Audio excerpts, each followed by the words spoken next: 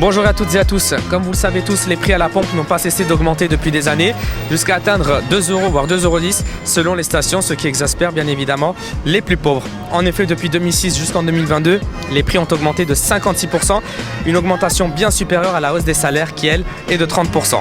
Sur la même période, la taxe intérieure de consommation sur les produits énergétiques, la fameuse TICPE, est le quatrième revenu de l'État, avec en première position la TVA, l'impôt sur le revenu et l'impôt sur les sociétés. Bien évidemment, l'essence n'est pas le seul bien à être augmenté car comme vous le savez tous, le gaz et le blé, en raison de la guerre en Ukraine, ont connu une augmentation spectaculaire. Comme vous le savez, le gaz a augmenté depuis 2005 de 136% et la France connaît une pénurie d'huile de tournesol en raison du conflit entre l'Ukraine et la Russie. En effet, ces deux pays fournissent à eux seuls 3/4 de la production mondiale. Donc, comment faire pour surmonter ces hausses? Kaina vous donne la parole. C'est parti. 2 € le litre, qu'est-ce que vous en pensez, monsieur? Je trouve que c'est très très cher, vu aujourd'hui le goût de la vie. Et plus ça va, plus ça augmente, parce que là il est à 2,19. Et les 15 centimes ou 18 centimes qui devaient nous donner, mais je vois pas où sont. Voilà. 2 € de litre, qu'est-ce que vous en pensez? Il est cher, monsieur. Il est cher. Est-ce que vous risquez de plus prendre la voiture ou pas? Alors, je suis obligé de prendre la voiture. Comment je vais faire? Je suis obligé. Je suis obligé de prendre la voiture. Même 3 €, je peux le payer. Je peux le prendre à la voiture. Alors, comme je travaille avec la voiture, je fais le course, je fais tout. J'utilise la voiture de fonction du travail. À l'avenir, mais j'envisage d'acheter un vélo électrique, vous voyez. Sauf que vu le prix des loyers, le prix des vélos et vu ce que les aides qu'il y a, c'est quand même pas suffisant. Donc je limite les trajets et je vais me cotiser tout le monde pour mon anniversaire et pour Noël pour avoir un vélo. Justement, vous savez que vous avez droit à des aides de l'État pour acheter un vélo électrique. Oui, mais c'est 500 € plus 200 €, alors 500 de l'État, 200 du département, sauf que minimum pour avoir un vélo qui tienne la route, il faut à peu près 1 000 €. Ça fait quand même 300 € à charge et ça fait beaucoup. Et les 500 €, c'est pas tout le monde qui a droit aussi. Je sais pas combien est le plafond, mais c'est un plafond.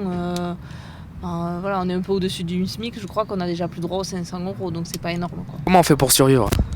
Soit on limite les déplacements, ou alors on marche à pied, tout simplement.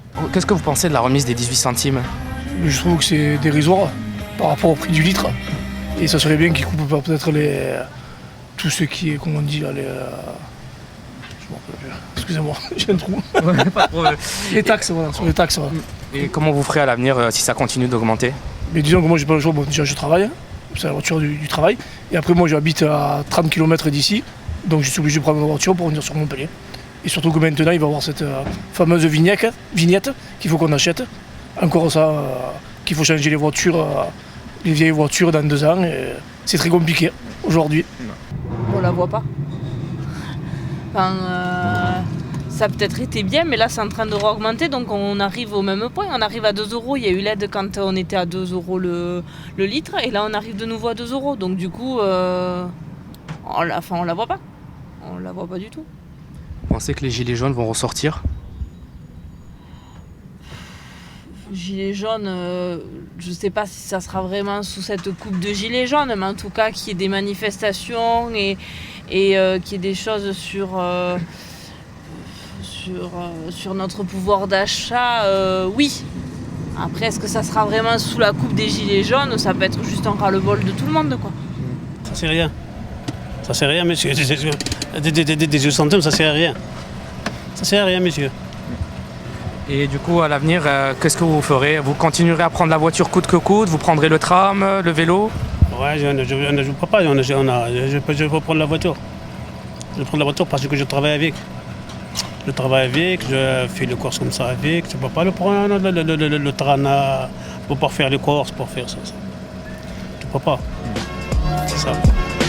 Comme vous avez pu le constater, cette hausse des carburants ne fait pas l'unanimité au sein de la population car risque d'impacter fortement notre pouvoir d'achat. Merci encore de nous avoir suivis et à bientôt sur Kaina TV.